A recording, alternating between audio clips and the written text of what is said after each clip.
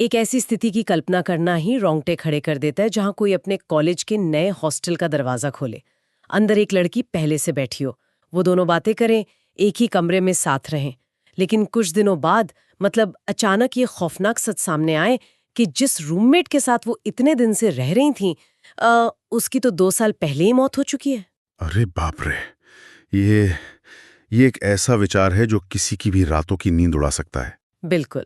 मतलब हम अक्सर सोचते हैं कि डरावनी कहानियां सिर्फ किसी सुनसान जंगल या पुराने कब्रिस्तान में ही घटती हैं, लेकिन सबसे गहरा खौफ उन जगहों पर पनपता है जिन्हें हम सबसे सुरक्षित मानते हैं, जैसे हमारा अपना बेडरूम या हॉस्टल का कमरा। सही कहा आपने।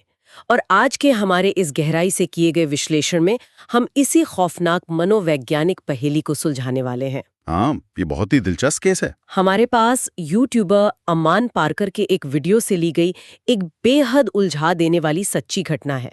ये कहानी मुंबई के एक मशहूर इंजीनियरिंग कॉलेज की है। आज हमारा मिशन सिर्फ एक भूतिया कहानी सुनाना नहीं है, हमें ये समझना है कि कैसे एक पुरानी इमारत में दबे हुए राज और सिस्टम की जो लापरवाही है वो एक के बाद एक नई जिंदगियों को अपना शिकार बनाती है। बिल्कुल, ये समझना बहुत जरूरी है। हम कहानी में छिपे सुरागों को जोड़कर रिया, आर्या और अलीशा के बीच के उस खौफनाक कनेक्शन को डिकोड करेंगे जिसने सबको झकझोर कर रख दिया है। तो चलिए इसे थोड़ा बारीकी से समझते हैं। हाँ, चलिए शुरू करते हैं। हम सीधे साल 2024 की इस घटना में उतरते हैं। कहानी की मुख्य कड़ी है नासिक की एक लड़की रिया। वो एक बहुत ही साधारण और गरीब परिवार से आती है। उसके कंधों पर अपने माँ बाप की गरीबी दूर करने का एक बहुत बड़ा बोझ है। ये बहुत बड़ा प्रेशर होता है किसी भी स्टूडेंट के लिए। बहुत बड़ा। और वो मुंबई के इस टॉप कॉलेज में इसी मकसद से आती है कि उसे सिर्फ पढ़ाई करनी है, मतलब उसे किसी भी तरह का कोई भटकाव नहीं चाहिए। यहाँ पे रिया का ये जो बैकग्राउंड है ना, वो इस पूरी घटना को समझने की सबसे बड़ी कुंजी है। मैं समझाता हूँ कैसे। हाँ, बताइए। जब कोई इंसान एक नई और अनजान जगह पर इतनी भारी उम्मीदों और आर्थिक दबाव के साथ आता है, तो उसका दिमाग एक तरह से सर्वाइवल मोड में चला जाता है। मतलब वो सिर्फ अपने लक्ष्य पर फोकस करता है। बिल्कुल। ऐसे हालात में इंसान उस जगह की ऊर्जा या वहां मौजूद किसी भी छिपे हुए खतरे के प्रति या तो बहुत ज्यादा संवेदनशील हो जाता है या फिर पूरी तरह से अंधा हो जाता है। अच्छा। रिया का पूरा फोकस सिर्फ अपनी मंजिल पर था, और इसी मनोवैज्ञानिक अवस्था के कारण वो शुरुआत में उन चीजों को पूरी तरह से नजरअंदाज कर गई जो सामान्य स्थिति में किसी को भी तुरंत वहां से भागने पर मजबूर कर देती। लेकिन मुझे यहाँ ये बात थोड़ी हजम नहीं हो रही है। क्यों, क्या हुआ? जब हम रिया के हॉस्टल पहुंचने के सीन को देखते हैं तो वो बहुत अजीब है। उसके अलॉटमेंट लेटर पर साफ लिखा है कि उसका कमरा नंबर 202 है और उसकी रूममेट का नाम आर्या है। हाँ, आर्या। वो रूम के पास पहुंचती है तो देखती है कि ताला पहले से खुला हुआ है। वो अंदर जाती है तो वहां पहले से एक लड़की पढ़ाई कर रही है। रिया उससे बात करती है और वो लड़की कहती है कि उसका नाम आर्या नहीं बल्कि अलीशा है। यहीं से गड़बड़ शुरू होती है। और अलीशा कहती है कि आर्या तो 5 दिन पहले कमरा छोड़कर जा चुकी है। मतलब ये बिल्कुल ऐसा है जैसे आपने अपने फोन से कोई कैब बुक की हो और जब आप उसमें बैठने जाएं तो अंदर पहले से ही कोई अनजान यात्री बैठा हो। हाँ, ये बहुत ही सटीक उदाहरण है। और वो यात्री बड़ी शांति से कहे कि असली पैसेंजर तो रास्ते में ही उतर गया। मतलब क्या कोई इंसान इतना अंधा या बेवकूफ हो सकता है कि इतने बड़े खतरे को समझ ही ना पाए? क्या रिया को उसी वक्त वार्डन के पास नहीं जाना चाहिए था? ये सवाल बहुत ही स्वाभाविक है। बाहर से देखने पर यह रिया की बेवकूफी लग सकती है, लेकिन मनोविज्ञान में इसे कॉग्निटिव डिसोनेंस का एक बहुत ही चरम रूप माना जाता है। Cognitive dissonance? ये क्या होता है? मैं बताता हूँ। इंसान का दिमाग खुद को सुरक्षित महसूस कराने के लिए सच्चाइयों को पूरी तरह से झुठला सकता है। That's true. इसे थोड़ा गहराई से समझते हैं। रिया के दिमाग में इस वक्त एक ही प्राथमिक लक्ष्य है, बिना किसी विवाद के अपनी पढ़ाई शुरू करना। सही बात है, वो बहुत प्रेशर में थी। तो ये जो खुला हुआ ताला है, गलत नाम वाली रूममेट का मिलना है, ये सब बहुत बड़े रेड फ्लैग्स हैं। लेकिन अगर रिया इन रेड फ्लैग्स को स्वीकार करती है तो उसे वार्डन से लड़ना होगा। हाँ, शायद कमरा भी बदलना पड़े। बिल्कुल। या उसका एडमिशन खतरे में आ जाए। उसका दिमाग इस डर से बचने के लिए तुरंत एक वैकल्पिक कहानी गढ़ लेता है। तो शायद वो खुद को तसल्ली दे रही थी। एकदम। यहाँ जो बात सबसे ज्यादा हैरान करने वाली है वो ये है कि वो उस स्थिति को इसलिए स्वीकार कर लेती है क्योंकि उसका दिमाग उस वक्त खतरे से ज्यादा अपनी शांति और करियर को प्राथमिकता दे रहा होता है। यानी उसका दिमाग उसे जानबूझकर एक भ्रम में रख रहा था ताकि वो पैनिक ना करे। बिल्कुल सही। लेकिन ये भ्रम ज्यादा दिन तक टिक नहीं पाया। उसी दिन शाम को रिया कैंटीन जाती है। वहां उसके कुछ नए दोस्त बनते हैं। हाँ, कॉलेज का पहला दिन। बातों बातों में जब रिया बताती है कि उसे आर्या नाम की लड़की के साथ रूम अलॉट हुआ था, तो उसके दोस्तों के चेहरे का रंग उड़ जाता है। वो लोग डर जाते हैं। हाँ, वो बुरी तरह घबरा जाते हैं और कहते हैं कि आर्या की एक खतरनाक हिस्ट्री है। वो कहते हैं कि उसका नाम मत लो। जब से वो लोग आए हैं उन्होंने उसके नाम पर बहुत तमाशा देखा है। ये सुनकर तो रिया घबरा गई होगी। बहुत ज्यादा। अब रिया परेशान हो जाती है। उसी रात जब वो अपने कमरे की तरफ लौट रही होती है, तो उस शांत और लंबे कॉरिडोर में उसे अचानक एक लड़की के जोर जोर से रोने की आवाज आती है। रात के वक्त? अकेले? हाँ। वो मुड़कर देखती है, कोई नहीं होता। रिया के दिमाग में कैंटीन वाली बात घूम रही होती है। वो घबराहट में पुकारती है, आर्या। और फिर? और अंधकार से एक आवाज जवाब देती है, हाँ, मैं ही हूं। बाप रे, ये घटना इस कहानी का पहला बड़ा मनोवैज्ञानिक झटका है। यहीं से रिया का सर्वाइवल मोड टूटना शुरू होता है और असल खौफ हावी होने लगता है। सच में? इसके बाद रिया डर के मारे भागकर अपने कमरे में घुसती है। कमरे में अलीशा एकदम गुमसुम बैठी है और दरवाजे की तरफ घूर रही है। अजीब है। और वो रिया से एक बेहद अजीब सवाल पूछती है। वो कहती है, तुमने भी उसे देखा ना? अलीशा ने ऐसा पूछा। हाँ। रिया कहती है कि उसने सिर्फ सुना है। तब अलीशा कहती है कि अच्छा है, सिर्फ सुना है, क्योंकि उसने देखा था और वो तो समझो मरी गई थी। क्या बात करें। इसके बाद रात को उनके दरवाजे पर जोर जोर से पीटने की आवाजें आने लगती हैं। अब यहाँ कहानी एक बहुत ही दिलचस्प मोड़ लेती है, लेकिन मैं यहाँ एक दूसरा पहलू भी देखना चाहूंगी। बताइए। कॉलेज में सीनियर्स की रैगिंग बहुत आम बात है। क्या यह संभव नहीं कि यह सब सिर्फ कॉलेज के कुछ शरारती तत्वों का काम हो? मतलब आप कह रही हैं कि ये प्रैंक हो सकता है? हाँ, मतलब रिया एक नई स्टूडेंट है। कैंटीन में दोस्तों ने उसे आर्या के नाम से डराया और फिर रात में कॉरिडोर में वही लोग उसके मजे ले रहे हों। रिया का थका हुआ दिमाग भी तो भ्रम पैदा कर सकता है। ये एक बहुत ही तार्किक विश्लेषण है और किसी भी पुलिस इन्वेस्टिगेशन या रैशनल इंसान की पहली सोच यही होगी।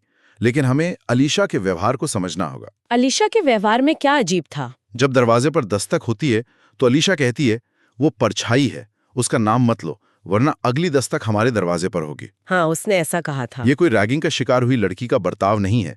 ये एक बहुत ही गहरा डिफेंस मैकेनिज्म है। अलीशा उस खौफ को एक नामहीन परछाई बता रही है। और सबसे अहम बात यह है कि इस घटना के अगले दिन सुबह क्या होता है। सुबह? हाँ, जब सुबह फिर से दस्तक होती है तो अलीशा रिया को खुद दरवाजा खोलने को कहती है। वो कहती है कि तुम्हें अपने खौफ से खुद निपटना होगा। हाँ, और जब रिया दरवाजा खोलती है तो बाहर उसके वही दोस्त खड़े होते हैं। बिल्कुल।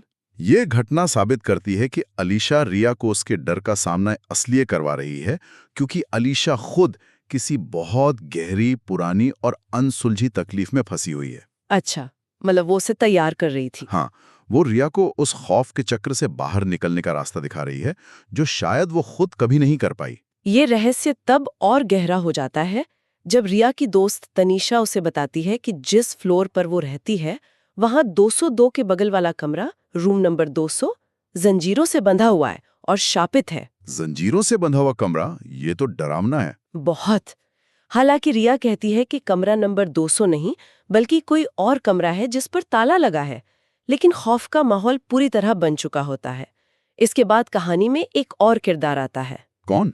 एक शराबी प्यून। हाँ। जो कैंटीन में आके हंगामा करता है। सब उस पर गुस्सा करते हैं कि वो हमेशा नशे में रहता है और काम में गलतियां करता है। और तभी रिया को स्टोर रूम के अंधेरे में फटे कपड़ों वाली एक लड़की नजर आती है जो उसे अपनी तरफ बुला रही होती है। वही लड़की जो रात को रो रही थी? पता नहीं। वहीं एक काम वाली बाई रिया को रोकती है और एक बहुत ही अजीब बात कहती है। क्या कहती है? वो कहती है कि इन पुरानी इमारतों में बहुत सी कहानियां दफन हैं। उस काम वाली बाई की बात इस पूरे विश्लेषण का सबसे महत्वपूर्ण हिस्सा है। ऐसा क्यों? वो कहती है कि इन पुरानी इमारतों में बहुत सी कहानियां दफन हैं, बहुत से राज हैं जिनका कोई जवाब नहीं मिलता।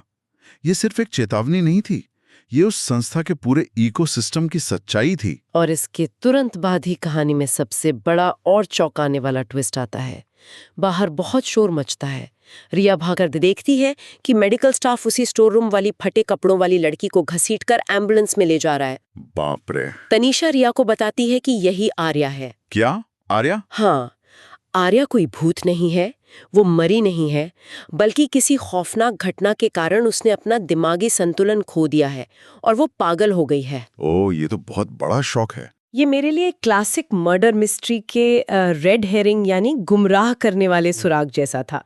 मतलब पूरी कहानी में रिया के साथ साथ हर कोई यही सोचा था कि आर्या कोई शैतानी साया या भूत है जो रात को दरवाजे पीटती है। हाँ, बिल्कुल। लेकिन वो तो असल में एक जिंदा डरे हुए पीड़ित है जिससे अब पागल खाने ले जाया जा रहा है। इससे एक बहुत ही महत्वपूर्ण सवाल खड़ा होता है और ये सवाल पूरी कहानी की दिशा बदल देता है। कौन सा सवाल? अगर आर्या भूत नहीं है, अगर वो महज एक पीड़ित छात्रा है जिसका दिमाग उस जगह के खौफ को सह नहीं पाया, तो फिर रात को दरवाजे पर दस्तक कौन दे रहा था? वो रोने की आवाज किसकी थी? हाँ, ये तो सोचने वाली बात है। और सबसे बड़ा सवाल, अलीशा कौन है जो रिया के साथ उस कमरे में इतनी शांति से रह रही है? यही सवाल रिया के दिमाग को भी सुन कर देता है। वो भागकर वापस अपने कमरे में जाती है। अलीशा फिर से वहीं गुमसुम बैठी है। रिया उसे साफ साफ पूछती है कि उसके साथ क्या हुआ है। फिर अलीशा ने क्या बताया? खौफनाक सच्चाई बयां करती है जो किसी का भी दिल दहला दे। वो बताती है कि 2 साल पहले एक प्रोफेसर ने उसके साथ बहुत अच्छी बॉन्डिंग बना ली थी, लेकिन फिर एक रात उसी कमरे में प्रोफेसर ने उसके साथ जोर जबरदस्ती की। ये बहुत ही भयानक है। अलीशा ने भागने की कोशिश की, सारे दरवाजे पीटे, मदद मांगी, लेकिन किसी ने दरवाजा नहीं खोला। वो भागकर टेरेस पर गई, लेकिन प्रोफेसर वहां भी आ गया और उसे नीचे फेंक दिया। हे भगवान, ये वो दर्दनाक सच है जिसे वो इमारत और वहां का पूरा प्रशासन अपने अंदर दबाए बैठा था। अलीशा रिया को ये भी बताती है कि उस प्रोफेसर पर मर्डर के चार्जेस लगे और वो जेल में है, लेकिन इस घटना ने उस कमरे को हमेशा के लिए एक डार्क एनर्जी का केंद्र बना दिया। बिल्कुल, ऐसा ट्रॉमा कभी खत्म नहीं होता। लेकिन कहानी यहाँ खत्म नहीं होती। जब रिया अलीशा से आर्या के बारे में पूछने की कोशिश करती है, तभी बाहर वो हंगामा होता है। कौन सा हंगामा? इसके तुरंत बाद कहानी अपने क्लाइमैक्स पर पहुंचती है, जो इस पूरे वाक्य का सबसे डरावना हिस्सा है। एक प्यून आकर कहता है कि रूम नंबर 202 वालों को प्रिंसिपल ने बुलाया है। रिया और अलीशा दोनों प्रिंसिपल के ऑफिस जाती हैं। और यहीं पर वो प्रशासनिक लापरवाही बेनकाब होती है जिसकी नींव उस शराबी प्यून ने रखी थी। हाँ, बिल्कुल। मैं हमेशा कहता हूं कि हर बड़े हादसे के पीछे अक्सर एक छोटी सी मानवीय गलती या लापरवाही छुपी होती है। प्रिंसिपल बताता है कि उस शराबी प्यून की गलती से रिया को रूम नंबर 201 की जगह 202 मिल गया था। असल में 202 ही वो जंजीरों वाला कमरा था जिसे हमेशा के लिए बंद रखना था। ओहो, तो ताला इसीलिए खुला था? हाँ, प्रिंसिपल रिया से कहता है कि तुम 5 दिन तक उस 202 नंबर के कमरे में सुरक्षित रही हो। इसका मतलब है कि वहां कोई भूत प्रेत नहीं है, सब अफवाह है। वो मामले को रफा दफा करना चाह रहा था। लेकिन जब रिया पलटकर कहती है कि वो वहां सुरक्षित नहीं थी और उसकी रूममेट अलीशा ने भी बहुत कुछ झेला है, तब प्रिंसिपल जो कहता है वो दिमाग को सुन्न कर देता है। मुझे अंदाजा है वो क्या कहेगा। क्या? प्रिंसिपल कहता है, तुम्हारे बगल में कोई अलीशा नहीं खड़ी है। हाँ, वो जगह बिल्कुल खाली थी, अलीशा थी ही नहीं वहां। अब यहाँ मेरे पास बहुत सारे सवाल हैं। पूछिए।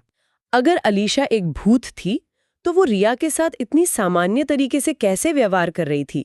भूतों की कहानियों में तो आत्माएं डराती हैं, चीजें फेंकती हैं। हाँ, टिपिकल हॉरर मूवीज की तरह। लेकिन अलीशा तो रिया से बात कर रही थी, उसे गाइड कर रही थी कि अपने डर का सामना करो, खुद दरवाजा खोलो। ऐसा क्यों? अगर हम इसे एक बड़े नजरिए से जोड़कर देखें तो इस सवाल का जवाब समझने के लिए हमें पैरानॉर्मल मनोविज्ञान और ट्रॉमा की कार्यप्रणाली को समझना होगा। वो कैसे काम करता है? इसे ट्रॉमा लूप कहा जाता है। इसे ग्रामोफोन के पुराने रिकॉर्ड की तरह समझा जा सकता है। अच्छा। जब किसी रिकॉर्ड पर कोई खरोंच आ जाती है तो सुई उसी एक जगह पर अटक जाती है और गाने का वही 1 सेकंड बार बार बजता रहता है। अलीशा की आत्मा भी उसी खौफनाक रात के लूप में फंसी हुई है। ओह, तो वो बार बार उसी रात को जी रही थी। बिल्कुल। जो दस्तक रिया सुनती थी वो कोई शैतान नहीं था जो रिया को डराना चाहता था। वो अलीशा की ऊर्जा थी जो अपनी मौत वाली रात मदद के लिए हर दरवाजा पीट रही थी। वो अपने ही दर्द को बार बार जी रही थी। ये बहुत ही दुखद है। वो रिया को नुकसान नहीं पहुंचा रही थी, बल्कि वो बस उस पल में कैद थी। लेकिन इस कहानी का सबसे स्याह और खौफनाक पहलू तो प्यून का वो आखिरी खुलासा है। प्यून ने क्या कहा? जब प्रिंसिपल रिया की बातें सुनता है तो वही शराबी प्यून प्रिंसिपल के कान में फुसफुसाते हुए कहता है कि सर, ठीक 5 दिन पहले आर्या मैडम ने भी यही सेम बातें कही थी। बाप रे। यही वो बिंदु है जहां ये कहानी एक भूतिया किस्से से कहीं आगे बढ़कर एक सिस्टमैटिक हॉरर बन जाती है। हाँ। मतलब आर्या, जिसका नाम अलॉटमेंट लिस्ट में था, वो रिया से पहले उस कमरे में गई थी। उसने भी अलीशा को देखा, उसने भी वो रात की दस्तकें सुनी और वो भी मदद मांगने प्रिंसिपल के पास गई थी। और उन्होंने उसकी मदद नहीं की? बिल्कुल नहीं। प्रशासन ने क्या किया, उन्होंने उस पर विश्वास करने के बजाय उसे चुप करा दिया। उस कमरे का खौफ और मदद ना मिलने की उस बेबसी ने आर्या का दिमागी संतुलन पूरी तरह बिगाड़ दिया। ये तो बहुत भयानक है। जो भी उस 202 नंबर के कमरे में जाता है, वो उसी भ्रम, खौफ और प्रशासनिक अनदेखी का शिकार होकर अपना दिमाग खो बैठता है। इसका सीधा सा मतलब है कि आर्या और रिया दोनों ही उसी एक खौफनाक साइकिल का शिकार हुई। इस पूरी छानबीन से एक बात तो बिल्कुल स्पष्ट हो जाती है कि डरावनी कहानियां हमेशा सिर्फ किसी अनजान अंधेरे या भूत प्रेत से नहीं आती। बिल्कुल सही कहा आपने। कई बार वो इंसानी दुराचार और सिस्टम की घोर लापरवाही से पैदा होती हैं। इस कहानी में असली विलन कोई परछाई या आत्मा नहीं थी।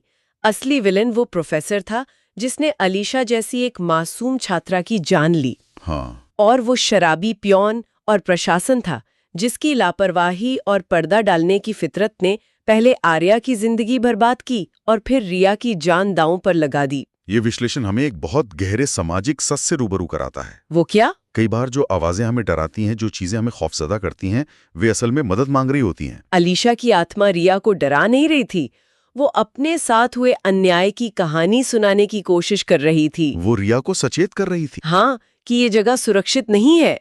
लेकिन हमारा समाज अनजान चीजों से इतना डर जाता है कि हम उनके पीछे का सच, उस दर्द को समझने की कोशिश ही नहीं करते। प्रशासन चाहता था कि ये कहानी दब जाए, लेकिन इमारतें अपने अंदर हुए जुल्म को कभी नहीं भूलती। ये एक बहुत ही भारी कर देने वाला विचार है ना? शुरुआत में हमने चर्चा की थी कि जब कोई नए कमरे का दरवाजा खोलता है तो लगता है कि वो एक कोरी स्लेट है। लेकिन आज की कहानी ने ये साबित कर दिया है कि इमारतों की भी अपनी एक बहुत गहरी और डार्क याददाश्त होती है। बिल्कुल। उन 4 दीवारों ने अलीशा की आखिरी चीखों को, आर्या के टूटते हुए दिमागी संतुलन को और रिया के बेइंतहा खौफ को अपने अंदर हमेशा के लिए जज्ब कर लिया है। वो दीवारें एक स्पंज की तरह होती हैं। वो ट्रॉमा को सोख लेती हैं और फिर उसे बाहर आने का रास्ता ढूंढती रहती हैं।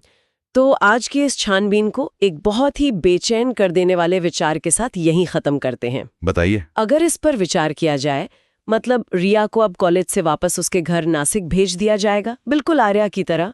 प्रिंसिपल शायद उसे भी पागल या मानसिक रूप से अस्थिर घोषित कर देगा ताकि कॉलेज का नाम खराब ना हो, जो कि अक्सर होता है। लेकिन जब कोई और नई लड़की उस हॉस्टल में आएगी और किसी नई प्रशासनिक लापरवाही के कारण रूम 202 का वो ताला फिर से खोला जाएगा, तो क्या उससे वहां सिर्फ अलीशा मिलेगी? ये बहुत डरावना ख्याल है। या अब अलीशा के साथ साथ आर्या की चीखें और रिया की डरी हुई परछाइयां भी उस अनसुलझी पहेली का हिस्सा बन चुकी होंगी। ये सोचने वाली बात है कि जब कोई भी इंसान किसी पुरानी जगह का बंद दरवाजा खोलता है तो असल में वो अनजाने में किसकी खौफनाक कहानी में कदम रख रहा होता है। इमारतें सिर्फ लोगों को ही नहीं बल्कि उनके डर को भी हमेशा के लिए अपने अंदर कैद कर लेती हैं।